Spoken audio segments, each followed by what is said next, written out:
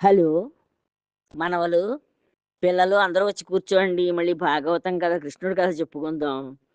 ఇలా ఈ, ఈ కృష్ణుడు అనేక రూపాల్లో కృష్ణుడు, ఈ గొల్లభామలు కలిసి ఈ రాసక్రీడ ఆడుతున్నారు కదా! ఆ రాసక్రీడలో ఈ గొల్లభామలందరికీ ఈ రాసక్రీడలో నడుములు చక్కగా తిప్పుతూ వాళ్ళు నడుములు ఆడిస్తూ రాసక్రీడ ఆడుతున్నారు. మందహాసాలు చేస్తున్నారు. మెడలోని దండలు చక్కగా వాళ్ళు మెడ భాగాలన్నీ తిప్పడంతోటి, శరీర భాగాలు కూడా అన్నీ తిప్పడంతోటి ఆ దండలన్నీ మెడలో ఉన్న దండలన్నీ మెలికలు తిరిగిపోతున్నాయట. మొల మొలలో ఉన్న నూలు కట్టుకున్న తాడు స సడలిపోయిందిట, కదిలిపోయిందిట. చూపుల సిగ్గులు వీళ్ళు ఎలా చూస్తున్నారంటే, చాలా సిగ్గుతోటి చూస్తున్నారట. చెమటలు బాగా కారుతున్నాయి. అలకలు చెదిరాయి. అంటే నుదురు మీదుండే చిరు వెంట్రుకలన్నీ చెదిరిపోయాయి. చెవి కమ్మలు బాగా మెరుస్తున్నాయి. ఆ బింబాధరములు నీలి మబ్బుల నడుమ మెరుపు తీగల్లాగా వీళ్ళ ముఖాలన్నీ కూడా మబ్బుల్లోని మెరుపు తీగల్లాగా మెరుస్తున్నాయట. కృష్ణునితో గూడి ఉల్లాసంగా ఆడారు, పాడారు. ఇలా ఈ గొల్లభామలందరూ కూడా కృష్ణుడితోటి కలిసి చక్కగా ఆడారు, ఆనందంగాను పాడారు. ఆయన కోసానే కదా వీళ్ళు బెంగబెట్టుకొని ఉన్నారు ఎక్కడికెళ్ళిపోయాడోనని. అంచేత వచ్చాక ఈ రాసక్రీడ చాలా ఆనందంగా సాగుతోంది. మచ్చలైన చంద్రుని వంటి మోములు గల ఆ మత్స్యకంటలు. అంటే వాళ్ళ ముఖాలన్నీ కూడా చాలా చక్కగా చంద్రబింబాల్లా ఉన్నాయట. చూడ్డానికి చాలా అందంగాను. ఈ కమలాక్షునితోటి అంటే ఈ కృష్ణుడితోటి కూడి చక్కగా నాట్యం చేస్తున్న వేళ వారి నడుముల చిరుగంటలు మోగాయి. కాలి అందెలు మోగాయి. చేతులకున్న కంకణాలు మోగాయి. గల్లు గల్లని మోగుతుంటే చెవులకి పండుగగా చే ఉందిట. వినడానికి చాలా ఇంపుగా, పండుగ్గా అనిపిస్తోందట. ఈ సుఖయోగీంద్రుడు చెప్తున్నారన్నమాట. పరీక్షణ్ మహారాజా విను. లేడి కన్నుల వంటి కన్నులు గల ఆ జవరాండ్రందరూ రాజీవలోచుడుగా ఈ రాజీవలోచుడంటే ఈ కృష్ణుడు కావించే రాసక్రీడని వినువీధిలో దేవవల్లభులు అంటే ఈ దేవతలందరూ చూస్తున్నారు. చూసి వాళ్ళ భార్యలతోటి కూడి చూస్తున్నారు మరీను. వాళ్ళ భార్యలతోటి కూడా కలిసి దేవతలందరూ కూడా వినువీధిలోంచి, ఆకాశ వీధిలోంచి చూస్తున్నారట బారులు తీరి. విమానాలు ఎక్కి కూర్చున్నారట వాళ్ళు. విమానాల్లోంచి కిందకి చూస్తున్నారట. ఈ భూమి మీద ఈ కృష్ణుడు చేసే ఈ రాసక్రీడ. ఓ రాజా! అప్పుడు పువ్వుల వానలు కురిశాయి. పైనుంచి వాళ్ళ ఆనందంతోటి. ఆ దేవతలకి ఆనందం కలిగిందంటే వాళ్ళు పువ్వుల వాన కురిపిస్తూ ఉంటారు. అలా పువ్వుల వానలు కురిసాయట. గగనతలాన భేరులు మ్రోగాయి.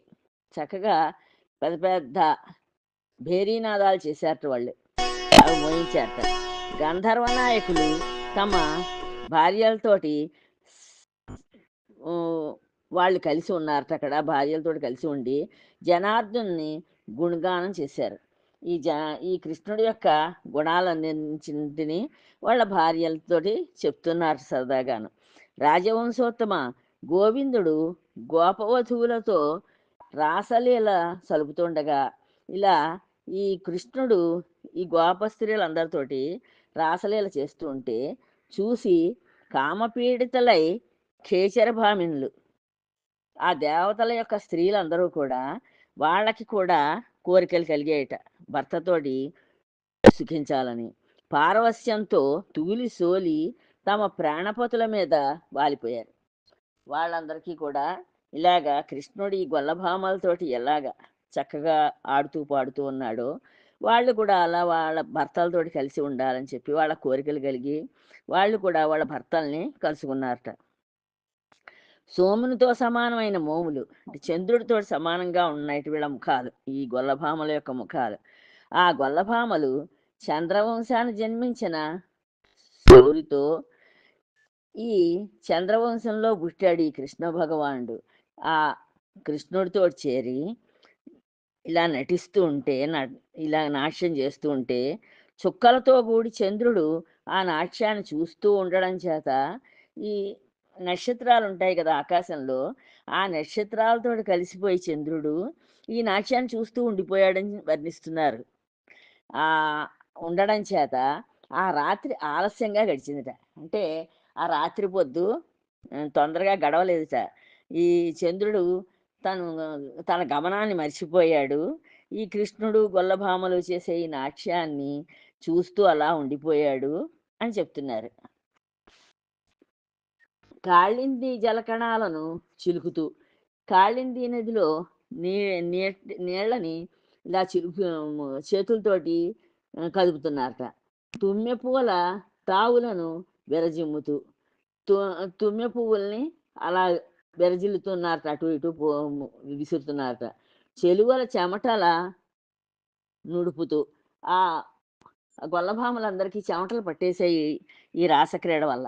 ఆ చెమటలన్నీ తుడుస్తూ, రమణులకు రాసక్రీడ వల్ల కలిగిన బడలికలను బాపుతూ, వాళ్ళకి రాసక్రీడ చేయడం వల్ల ఎంతో బడలిపోయారు ఆ గొల్లభామలందరూను. వాళ్ళ బడలికలన్నీ తీరుస్తూ, మగువల మనస్సులో నూతనమైన సుఖ సంపత్తిని సమకూరుస్తూ, ఈ గొల్లభామలందరూ కూడా మళ్ళీ వాళ్ళ మనస్సుల్లో నూతనంగా మనం ఇప్పుడు చక్కగా సుఖంగా ఉండాలి అనే కోరికలను పుట్టిస్తూ స సరసనేత్రుడు శ్రీకృష్ణుడు శ్రీకృష్ణుడు సంతోషించేటట్లు మంగళకరంగా మందమారుతం వీచింది. ఈ ఈ వీటన్నింటినీ కలిగించేటట్లుగా ఈ శ్రీకృష్ణుడికి కూడా సంతోషించేటట్లుగా ఈ ఈ మందమారుతం అంటే చక్కగా గాలి చాలా నెమ్మదిగా, చల్లగా వీళ్ళకి ఆనందం కలిగించేటట్లుగా వీస్తోందిట. ఆ సమయాన ఒక రాజీవక్షి రమావల్లభుడు పాడుతూండగా వీణను చేపట్టి సవిలాసంగా తీగలు మీటింది. ఇలా ఈ కృష్ణుడేవో పాడుతూ ఉంటే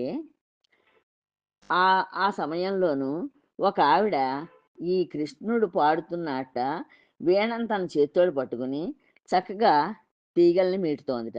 అతడు మేలు మేలని మెచ్చగా చాలా బాగుంది, చాలా బాగుంది, చాలా బాగా వాయిస్తున్నావు అని చెప్పి మెచ్చుకున్నట్ట ఈ కృష్ణుడు.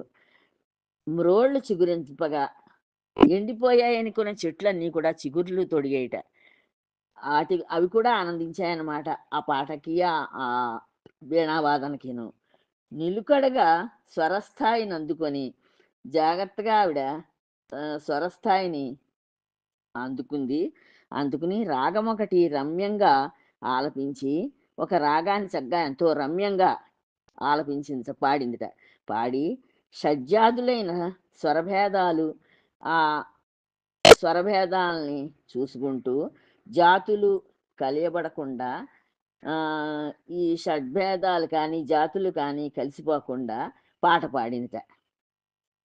ఆవిడ చక్కగా పాట పాడిందనమాట. ఆ గోపవధువులలో ఒకటే కాళి అందెలు గల్లు గల్లుమని శబ్దింపగా, ఆ ఆ గోపవనితలున్నారే, వాళ్ళలో ఒక ఆవిడేం చేసింది, ఇంకొక ఆవిడేం చేసిందట, తన కాళీకి పెట్టుకున్న అందెలు గల్లు గల్లుమనేటట్లుగా మ్రోయించిందిట. ఆడుతూ పాట పాడుతూ, ఆడుతూ అందుట, పాట పాడుతూ అందుట. పిరుదుల బరువు చేత అలసట వహించి, ఆవిడకి కొంచెం బరువైన పిరుదులు ఉండడం చేత ఆవిడ కొంచెం అలసట పొందిందిట. అనంతుని హస్తాన్ని లాగి తన సనుదోయిపై ఉంచుకుంది. ఆ కృష్ణుడి యొక్క చెయ్యి అందుకుంది, లాగి తన హృదయం మీద పెట్టుకుంది. ఓ బాలా, పద్మం పరిమళం గుబాళిస్తూ మంచి గంధం పూతచే పాలు పారుతున్న తన బలిసిన బాహువును గోవిందుడు ఒక సుందరి మూపుపై ఉంచగా అది చెలించి గగుర్పాటు వహించింది. ఇంకా రాజుగారు రాజా ఈ పరీక్ష మహారాజు తోటి ఇంకా ఈయన ఇలా సుఖయోగి ఇలా చెప్తున్నారు. చక్కగా ఈ పువ్వుల్లోంచి పద్మాల్లోంచి పరిమళం వస్తోంది, సువాసనలు వస్తున్నాయి. ఆ సువాసనలు గుబాళిస్తూ ఉంటే మంచి గంధం పూతచే మంచి గంధం చక్కగా పూసుకున్నారు. పాలు పారుతున్న తన బలిసిన బాహువును చక్కగా ఆ కృష్ణుడి యొక్క చెయ్యి చక్కగా బలిసి ఎంతో హ్మ్, అందంగా కనిపిస్తోంది. ఆ గోవిందుడు ఒక సుందరి మూపుపై ఆ గోవిందుడు ఏం చేశాడు, ఒక ఆవిడ వీపు మీద ఆయన చెయ్యి పెట్టాడు. అది చెలించి గగుర్పాటు వహించింది. ఆ వీపు మీద ఎప్పుడైతే పెట్టాడో ఆవిడ ఒక్కసారి తుళ్ళిపడినట్టుగా అంటే అనుకోకుండా ఈయన ఆవిడ వీపు మీద పెట్టడంతోటి ఆవిడ శరీరం ఒకసారి కదిలిందిట, కంపించిందిట. ఒక చక్కని చుక్క కృష్ణుడి చెక్కిలితో తన చెక్కిలి కలిపి ఆయన తన పుక్కిటి విడియం దాని చోట నుంచినాడు. ఒక చక్కని చుక్క ఏం చేసింది, ఓ చక్కగా ఉన్నావిడ ఈ గొల్లభామ కృష్ణుడి చెక్కిలితోటి తన చెక్కిలి కలిపింది. అంటే ఆయన బుగ్గకి ఈవిడ బుగ్గ చేర్చి నిలబడింది. ఆయన తన పుక్కిటి విడియం ఆయన నోట్లో ఉన్న ఈ తాంబూలాన్ని ఈవిడ నోట్లో ఉంచాట. ఒక అతివ ఆడుతూ అలసట చెందగా ప్రాణేశ్వరుడు స్తంభంలాగా ఉన్నతమైన తన బాహువును దానికి ఊతగా ఒసిగినాడు. ఒక ఆడమ్మాయి ఏం చేసింది, ఆడుతూ అలసట చెందిపోయిందిట. అలసట చెందిపోయేసరికి ఈ కృష్ణుడు స్తంభంలాగా ఉన్నతమైన ఎంతో స్తంభంలా కనిపిస్తోందట ఆయన చెయ్యి. అంటే అంత బలంగా ఆ చేతిని ఆవిడికి ఊతంగా పెట్టాట పడిపోతుందేమోనని. ఒక ముద్దుగుమ్మ చెమట గ్రమ్మి చెంతకు చేరగా దాని స్తనాలపై క్రందుకొన్న శ్వేతబిందువులను ప్రియుడు కొనగోట చిమ్మినాడు. ఆయన గోళ్ళతోటి ఆ చెమట బిందువుల్ని తీసేశాట. ఒక బాల పాలతలంలోని తిలకాన్ని కంటుకున్న ముంగురులను తిలకానికి అంటుకున్న ముంగుర్లను ప్రియుడు పైకి దువ్వినాడు. ఇంకొక అమ్మాయికి ఏం చేశాడు, ఆవిడ ముఖం మీద తిలకం పెట్టుకుంది. ఆ తిలకానికి చెమట పట్టడంతో అది కరిగి ముఖం మీద ఉన్న ముంగూర్లు చిన్న చిన్న జుట్టు దానికి అతుక్కుపోయింది ఆ తిలకానికి. వాటిని జాగ్రత్తగా ఈ కృష్ణుడు పైకి తోసాట ఆ ముంగూరుని. ఒక పడతి పాట పాడి పోగా నాథుడు అధరామృతమిచ్చి ఆదరించాడు. ఇంకొక అమ్మాయి పాట పాడి అలిసిపోయిందిట. అలసిపోవడంతో ఈయన ఈ చక్కగా ఆవిడకి అధరామృతాన్నిచ్చి ఆవిడని ఆదరించాట. ఒక చెలికి హారం మూపున చిక్కుపడగా దాన్ని చక్కదిద్ది చెలి చెలియడు కౌగిలించుకున్నాడు. ఒక ఆవిడ వేసుకున్న హారం చిక్కుపడిపోయిందిట. చిక్కుపడిపోతే దాన్ని ఆ చిక్కు తీసేసి ఆయన కౌగిలించుకున్నట్ట ఆ అమ్మాయిని. రాజోత్తమ చిరునగవులతో హస్త విన్యాసాలతో చూపులతో రాగాలాపనలతో రాసకేళియందు బడలిన ముదితలను పరమపురుషుడు కరుణతో ఆదరించాడు. ఈ రాసక్రీడ సల్పిన స్త్రీలందరూ కూడా అలసిపోయారు. అలసిపోయేసరికి వీళ్ళందరినీ కూడా చక్కగా చిరునవ్వు నవ్వుతూ చేతులతోటి వాళ్ళని తాను దగ్గరికి తీసుకుంటూ మంచి చక్కని చూపులతోటి రాగాలాపనలతోటి రాసకేళి ఎందుబడలిన ఈ స్త్రీలందరినీ పరమపురుషుడు కరుణతోటి ఆదరించాట. ఆ అంగనలు అచ్యుతుని అంగసంగం సుఖం చేత ఎంతో పారవస్యం చెంది పయటలు కట్టుపుట్టములు జారిపోవడం కూడా పోయారనడం వింత కాదు.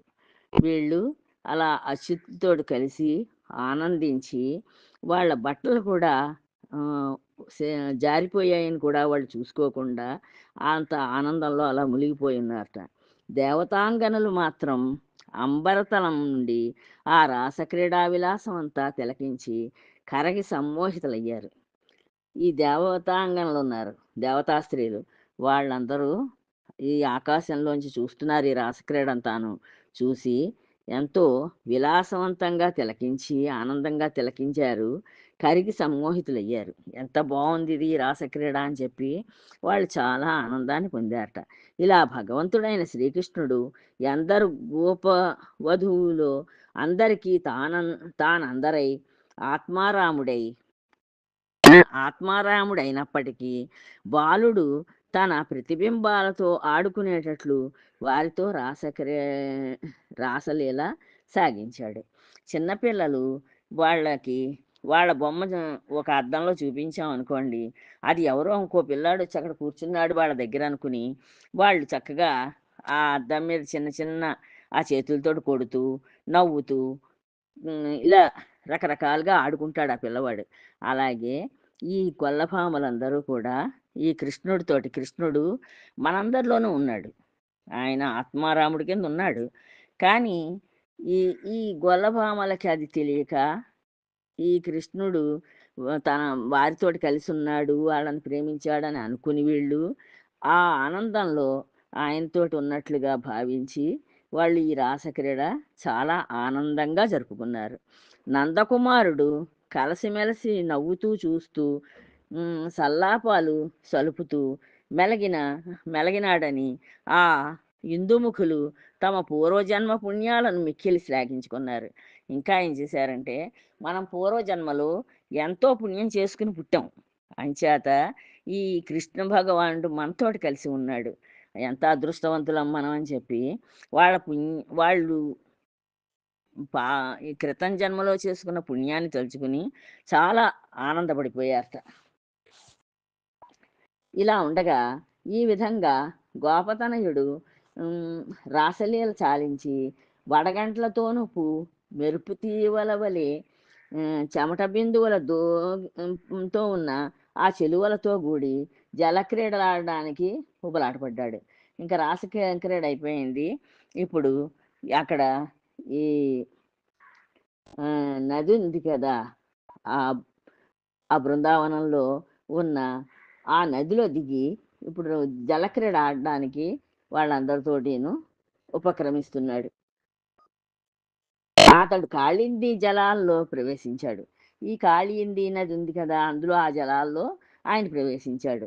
అతనికన్నా ముందుగా గోపాంగనలు యమునలో ప్రవేశించి ఇక్కడ అడుగు లోతు, ఇక్కడ మోకాలి లోతు, ఇక్కడ మొల లోతు, ఇక్కడ నడుము లోతు, ఇక్కడ రొమ్ముల లోతు అంటూ ఏటి నీటిలోకి దిగారు. వీళ్ళందరూ కూడా ఇక్కడ ఇంత లోతుంది, అక్కడ అంత లోతుంది అని చెప్పుకుంటూ అలా నీళ్ళల్లో దిగారు. వీళ్ళు ఈ కాళింది నదిలో దిగారు ఆడపిల్లలందరూను. ఆ చెలువల కుచాలు చక్రవాకాలతో, కండ్లు మీనములతో, బొడ్డు సుడులతో, తల వెంట్రుకలు నాచుతో సరిపోల్చడం వల్ల వారు తన వంటి వారే అని భావించి కౌగలించుకోవడానికై యమున చేతులు చాచిన విధంగా తరంగాలు ఎదురుగా వచ్చి వారిని తాకినాయి. వీళ్ళందరూ కూడా ఆ ఈ చక్రవాక పక్షుల్లాగా, చేపల్లాగా, ఇలాగ తల వెంట్రుకలేమో నాచులాగా అలా అనిపించిందిట ఆ నది నదేమో తల్లికి, యమునా నదికి.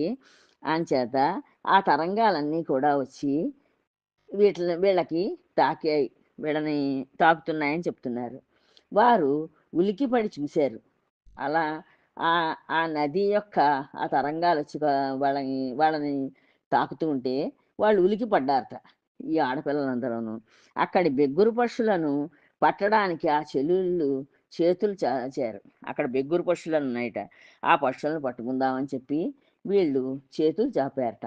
హంసలను తోలారు. అక్కడ హంసలు ఉంటే వాటిని తోలేశారట. సొబగుమీరిన అంటే ఎంతో అందంతో ఉన్న ఆ యమునా నదిలో ఉన్న ఆ పక్షులు, ఆ చేపలు, వాటన్నింటినీ వీళ్ళు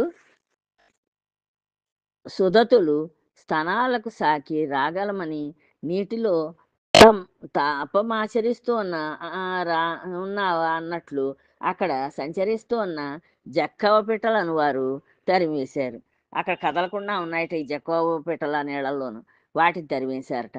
ఆ అన్నుల మిన్నల చలితములైన జలాలతో ప్రతిఫలించిన చుక్కల రాయుడు అధికమైన కాంతికి ఆ ఆస్పదాలుగా ఉన్న ఆ నెలతల ముఖాలకు ఓడి సిగ్గుతో వెలవెలబారుతూ ఈసు విడిచి విడిచి నీటబడి వణకుతున్నాడో అన్నట్లున్నట్ట. ఈ పైన ఉన్న చంద్రుడు ఈ నీళ్ళలో ప్రతిబింబిస్తాడు కదా! ఆ నీళ్ళలో ఉన్న ప్రతిబింబం, నీళ్ళల్లో ఉన్న చంద్రబింబం వీళ్ళకెలా అనిపిస్తోందట, ఈ ఈ దిగిన భామలందరి యొక్క అందానికి ఆయన ఓడిపోయినట్లు, ఓడిపోయి అలా అలా నీళ్ళలో మునిగిపోయి ఆయన లేనట్లుగా ఉన్నాడని చెప్పి వర్ణిస్తున్నారు. అతన్ని జూచి వారు పరవశించారు. అలా ఆ చంద్రుడు నీళ్ళల్లో కనిపిస్తూ ఉంటే, ఈ గొల్లభామలందరూ కూడా హ్మ్. వాళ్ళు అలా పరవశించి చూస్తున్నారట ఆ చంద్రుడిని. ఉంటానమ్మా. మళ్ళీ రేపు చెప్పుకుందాం మిగతా కథ. జై శ్రీరామ్.